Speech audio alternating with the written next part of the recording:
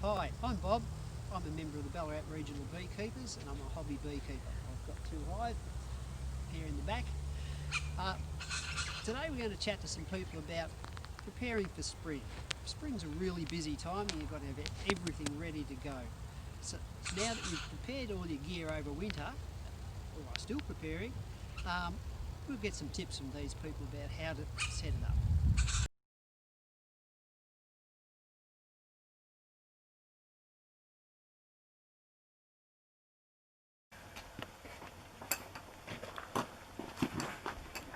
Right, here we are at Barry Kentige's house, and I'm going to ask him a bit about what to do in spring and a bit about queens and how to handle them. G'day, Barry. G'day, Bob. How are we going?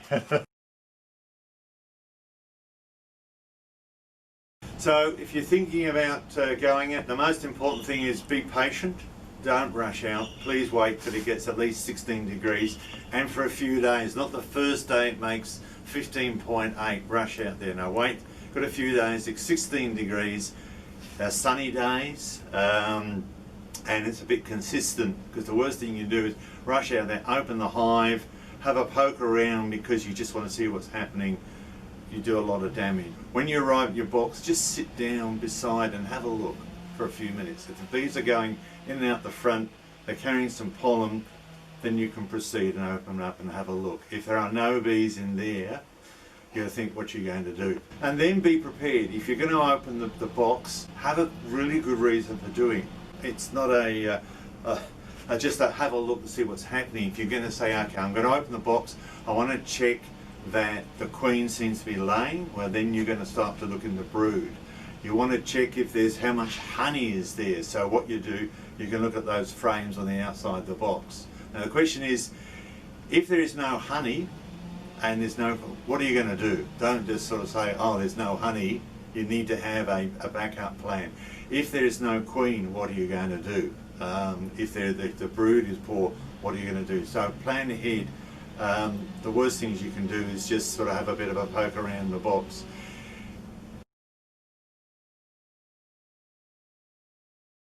You need to check your gear, your bee suit. So the bee suit, just check there are no holes in the veil. So I have a whole variety of gloves in here. Check the smoker. Make sure it's all clean. This one isn't. Just get a wire brush and clean out all inside of the smoker. Make sure you've got some dry pine needles. You've got some gas lighters that work. At least 2 hive tools. Make sure the hive tools are sharp on the edge here. Just run a file along the edge there and make sure that's all okay. The other thing to do is perhaps to repaint the hive tools some bright colour, because you'll drop them in the grass and you need to find them again. A frame lifter. Just get one of those. Again, buy 2, because you're always going to lose one somewhere. And you can get this device here, which is just for hanging frames on the outside of the box. Hopefully everyone's got all their hives are registered. So this is just my registration number cut out of an old file. You could spray that on all the boxes, particularly if you've got some new boxes. Get yourself some disinfectant. This is just bleach in a spray bottle. So that every time you go out, you spray all your hive tools and smoker. Now I have a rule which is always have twice as much as you need. So if you're now running one hive, go and buy another complete box, because then you can have much more fun in putting, splitting hives and doing those sorts of things. Make sure that you've got some spare boxes. So these boxes are all ready to go. They are full of frames which all have honey in them. Notice each box is numbered, so that box 10 will go back onto box 10 and box 31 will go back onto 31, and so on and so forth. That prevents that if there's disease in one hive, switching boxes between a diseased hive and a non-diseased hive. Other things that you need, so you'll need queen excluders. Again, the queen excluders are all numbered, so this comes out of box 8.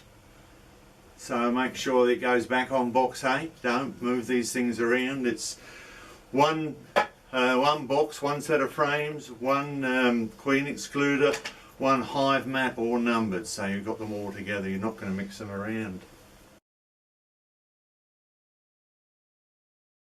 Here these boxes have all got frames of honey in, so that's what I normally do, and they would have 50% of the frames there full of honey. If it's an emergency and it's a box which I don't have any honey for, then I'm going to feed some sugar solution. The usual technique is to have some, this was a new paint tin, don't use an old paint tin, put some holes in the top, fill it right up to the top and turn it upside down. Now that works well, but there is always a law which sort of says it's going to leak and you can end up with 4 litres of sugar syrup through your hive. So what I'm doing now is I fill this up with sugar solution, and then I use these little clay balls which you get from the hydroponic shop in town. These float, so you just fill up the top of the tin with sugar syrup solution, put the little clay balls, you could use polystyrene or cork. The bees land on the little balls and they drink it down to the bottom. It's a lot easier and there's no mess. You don't end up with syrup solution through your hive, which is not what anybody wants, not the bees either. But I try not to use sugar solution if I can avoid it. I try and use their own honey. You've got your box, the bees are operating it, you put another empty super on top, and that just sits on the top of the hive mat. Yeah, with them. The whole thing is sealed. Yeah, do not leave these things out. You just attract all sort of robber bees. And I believe it's illegal anyway, isn't it? That's right. It's illegal, yeah. And it's not good practice here. That's right. Yeah, but all feeding must be done within an enclosed space. Yeah.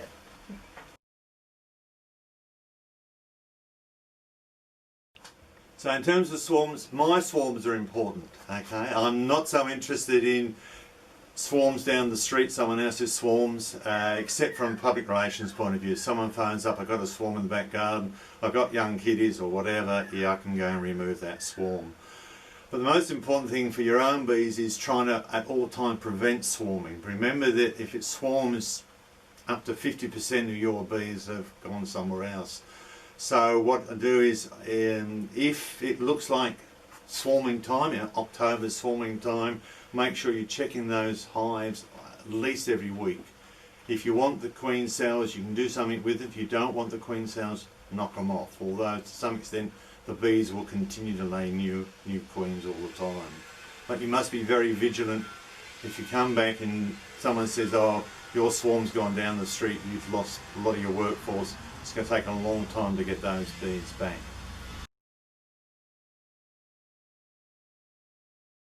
My expectations are that if I've done the right thing, if I did the right thing before we came into winter, if there was sufficient honey, so for 8 frames, 3 to 4 frames of honey there. Most of my boxes have a full box of brood and at least an ideal with 8 frames in. So what I expect spring is to find those bees are doing well. Some of that honey's gone, but there's still a fair bit going. So I have a look at the gaps between the frames. So it's the spaces between, you look down and see the bees there. So basically with an 8 frame box, you've got 7 spaces and you count the number of those spaces that are full of bees. So I expect that all to be full. I expect the bees to be active. If I open up and there's very few bees, it looks like there's no brood, the queen has died, start all over again. It's not a disaster. This is not your pet dog. These are just an insect. So you'll be having to start all over again, find a new swarm from somewhere, get a nice quiet queen, and start the process all over again.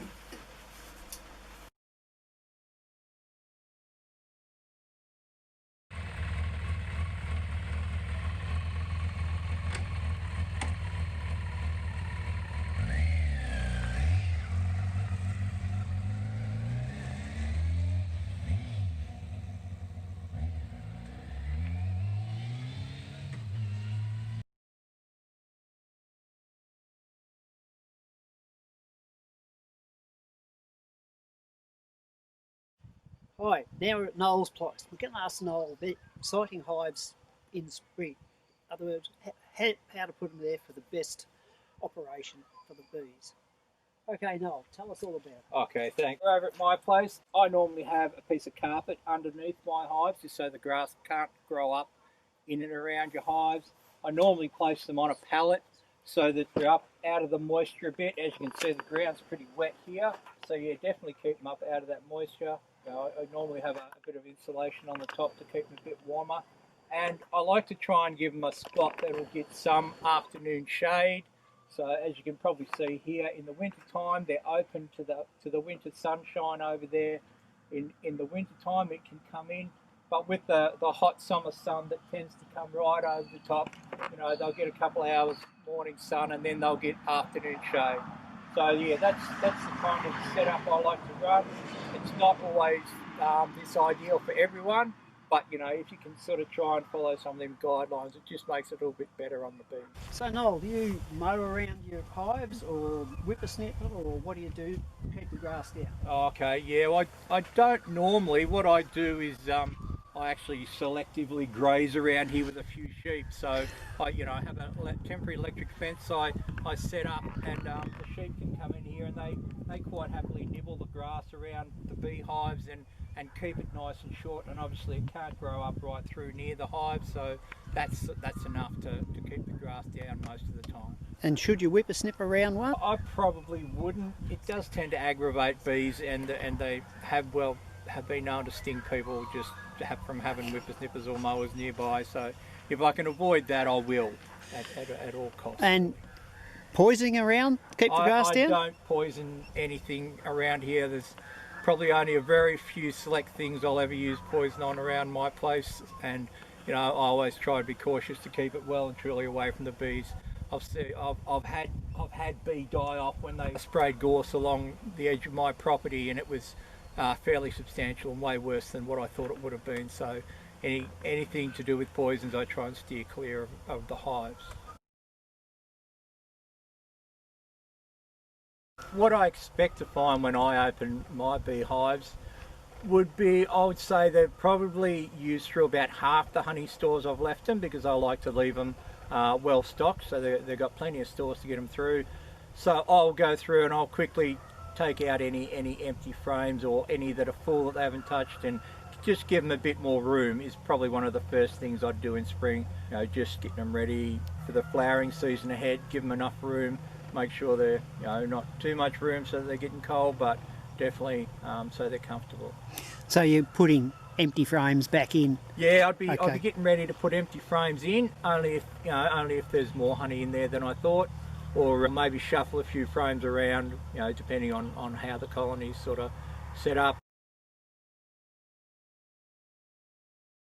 The most important things in getting ready for spring, I would say, is getting all your gear ready. Dust it off from last season, definitely give it all a good wash. I'm a bit of a stickler for all the biosecurity stuff. Wash your suit, wash your gloves, wash your veil.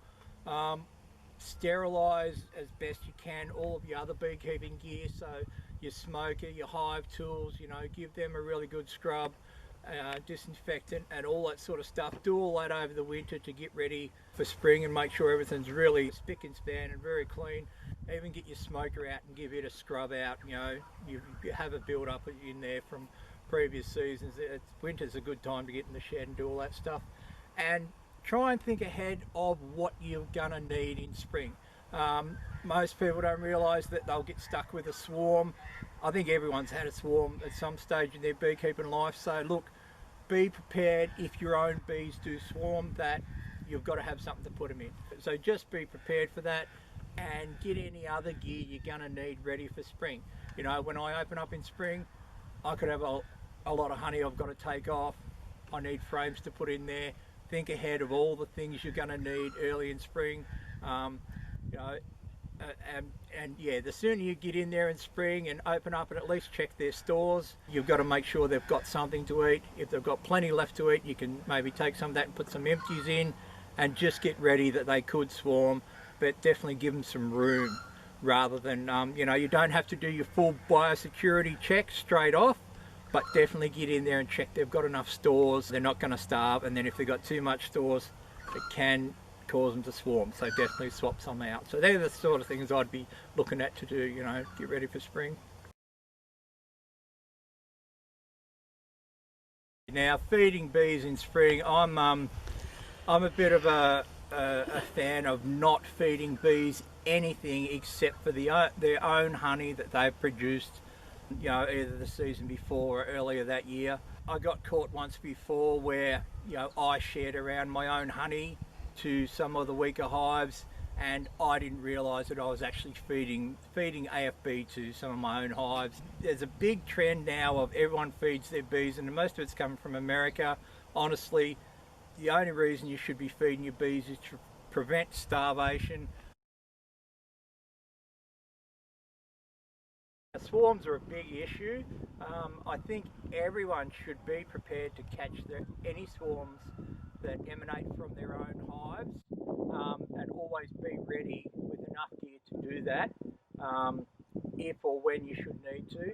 And these things can really creep up on people much more than most people will realise. That new beekeepers won't realise that, hey, it's a bit cold, I'll leave that hive, I won't open it yet, it should be fine, and all of a sudden there's a swarm left before you even realise. So just be prepared for that. Some people feel like it's a bit of an obligation if you're a beekeeper that you have to catch every swarm that comes along. It's really not the case. Don't feel you have to collect them. If you say, look, I only want to keep a couple of hives, I've got those couple of hives, you know, I don't want to collect anymore, I'm not experienced enough, whatever, don't feel pressured into doing something that you're not really confident enough to do.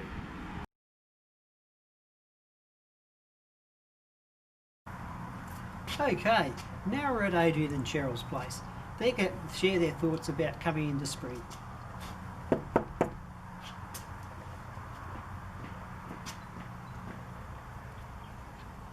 G'day.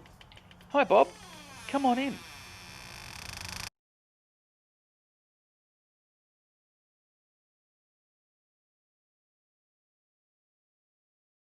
Hi, I'm Adrian. And I'm Cheryl. I'm hoping not to have to feed my bees. They all got left with a full ideal of honey.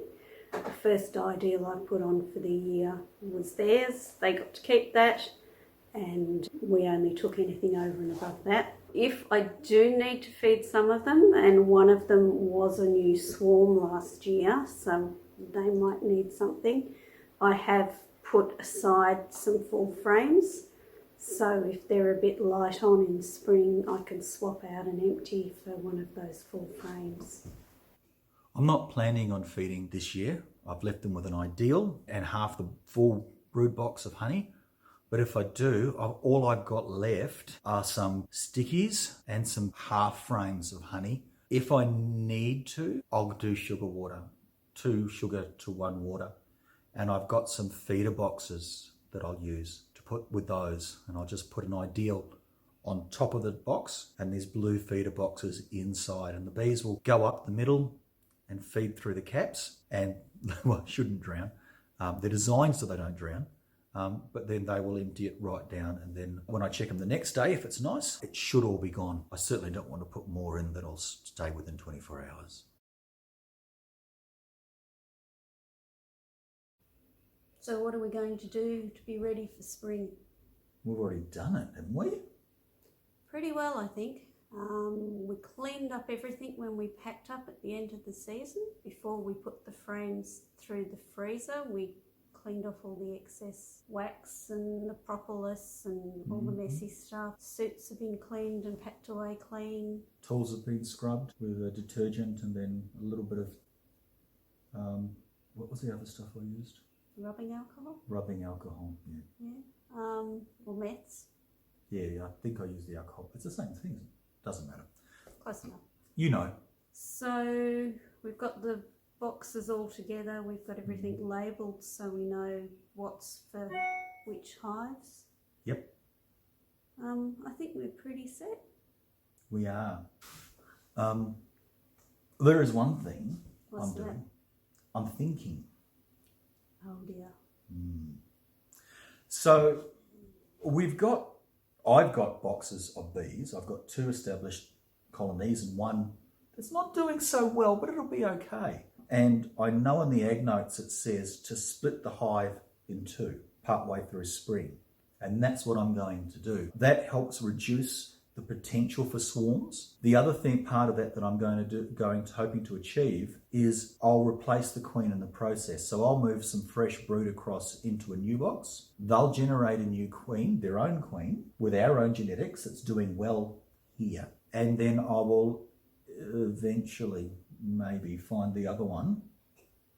I'm not very good at that. And when the end of summer, we'll merge them back together into one colony again. And I know the ag notes say that is a preferred practice. Well, it worked for me this season just gone. It did. With those ones. It was still hard to find the queen. Oh yeah, always. Always. And I've definitely got a queen to be replaced in my newest hive. Because they are nasty. They are. Swarms. What are we doing? I struggle with this. I don't want any more hives, but feel that it's part of a responsibility as a beekeeper to give back. It's in the code of practice. It says that we've got an obligation to. I think that's tempered with what we're capable of sustaining. So I think maybe a case of would be happy to help out new beekeepers who want some help to go and get a hive. I'm not sure whether I might get a couple and kind of grow them on to be available for people coming in. They can buy the woodware off me and have the bees. I don't know. I'm still thinking about it. I'm less inclined to get swarms this year. And if you didn't realise, we do things very differently. I think unless I need to replace a colony, the week one I've got 3 small swarms that we merged last season. Yeah. And they're getting there. But those late season swarms are tricky because they're normally small, not strong. That's why there's 3. That was a process. Thinking about it, I'm less inclined to get swarms this year unless I have to replace some. I don't want to increase my 3 hives beyond 3. I've got 2 healthy, 1 working its way up. I'll know what I want to do probably by late August because I'll have an indication of who's doing well and who's doing not. So it is to pick up a swarm to go with an existing one that's not so strong is a nice way to grow it as long as you don't pick up disease with it. Yeah, and that's the downside of swarms. When will we first open our hives? How long's a piece of string? Yeah, pretty much. When the weather's good. The sun is shining. Before bikini weather. When's that? Okay. So 16 degrees is one of the magic numbers. The sun needs to be warm. I reckon it needs to be warm for long enough that the box is warm and is holding heat so that when you pull it off, it's an indicator that they will build the heat back up reasonably quickly. They need to be a bit settled. They've got to be coming and going calmly and sitting down and spending some time with them before you open them. Our bees are mostly at home. Mine are all at home. Yours are. I've only got 1 away. I will go for a wander around outside and watch my bees and get a feel for where they're doing. It's a great way to lose a couple of hours.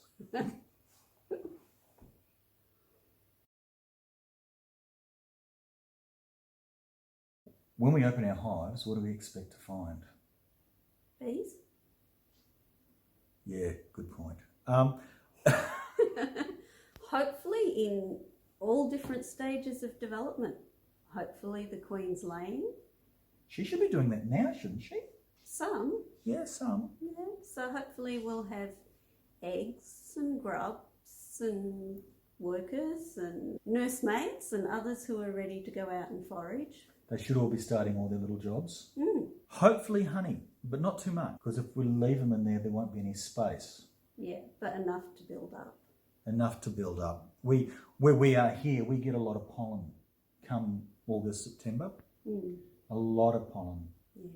So that's probably when we're going to be watching carefully about feeding. The boxes themselves, we've got some idea of what they're doing. On the back of each of our baseboards, we've got a little hook, and from about once a month we'll go out there with the luggage scales and weigh each hive and raw cord it on the top of the lid. That gives us a guide of where we're at. So at the moment, I've got 2 that are sitting around the 17 kilo mark, which is roughly where they started in May. In May, they were around 17, yeah. And 1 that's about 15 and a half, and that's the one I'm a bit worried about. So those ones are the ones that I'm worried about, and we'll just monitor those and see what happens. And that's probably the one I'll feed. It's possible the weight of the boxes, I think, will go up from now on, because from now on, they should be breeding. They'll be bringing in some more pollen. They'll be bringing in a little bit of nectar, maybe. They'll be using the honey that they've got, which will drop the weight. So it'll be interesting to see what happens with the weights over the next couple of months, and I'm quite keen to see that. Yeah, and I think a lot of it will depend on the weather, you know, whether things warm up, whether we have a sort of mild run into spring, or whether we get some harsher weather and they have to use the reserves just to stay warm. Yeah, and it's mid-July while we're having this conversation. And I would expect that they'd be laying now. They'd be starting to build up. We've had the gaps of warmth in the middle of the day. And that, when we get into the box, I should mention that starts off at a very narrow window in the middle of the day now. And in the middle of summer, I'll be looking at maybe going in and doing what I need to do after work, 5 o'clock, 6 o'clock. And then that window narrows back down to that hour or 2 in the middle of the day by about Anzac Day, I should say, when we stop getting into them if we can. Yeah.